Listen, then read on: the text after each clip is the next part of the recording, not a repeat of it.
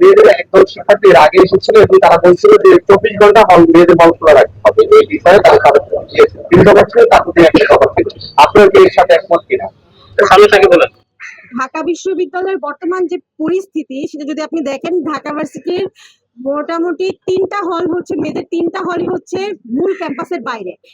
2টা হল হচ্ছে নিউ মার্কেটে, আর একটা হল হচ্ছে সেই বঙ্গবাজারে।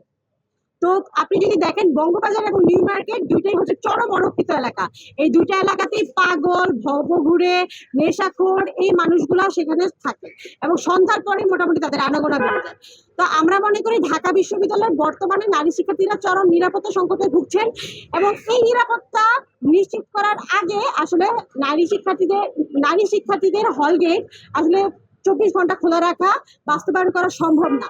আমরা প্রশাসনের কাছে জোর দাবি জানাচ্ছি যেন তারা অনতিবিলম্বে ঢাকা বিশ্ববিদ্যালয়ের নারী শিক্ষার্থীদের নিরাপত্তা নিশ্চিত করার জন্য এসব ভবঘুরে পাগল, মাস্তান এবং নেশাখোরদেরকে এখান থেকে উচ্ছেদ করে এবং ঢাকা বিশ্ববিদ্যালয়ের নারী শিক্ষার্থীদের নিরাপত্তা নিশ্চিত করার জন্য তারা প্রয়োজনীয় পদক্ষেপ গ্রহণ করে। কারণ যেমন আমার ভাইদের যেমন স্বাধীনতা আছে যে তারা একটা বাসার মতোই বা তার আবাসিক হলে যখন ইচ্ছে ঢুকতে পারবে, যখন প্রয়োজন তখন বের হতে পারবে, তেমন একটা নারী শিক্ষার্থীরও সমান অধিকারী আছে। যখন সে তার প্রয়োজন হয় সে চাইলে বের হতে পারবে, তার প্রয়োজন হলে সে ঢুকতে পারবে।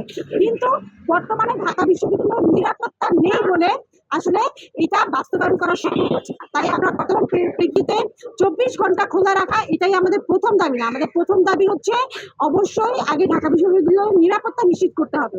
নিরাপত্তা নিশ্চিত করার সাপেক্ষে আমরা হচ্ছে ঢাকা বিশ্ববিদ্যালয়ের নারী হলগুলা শিক্ষার্থীদের মতামতের ভিত্তিতে 24 ঘন্টা খোলা থাকবে কিনা সেটা শিক্ষার্থীদের মতামতের ভিত্তিতে প্রশাসন সেটা বাস্তবায়ন করতে পারে।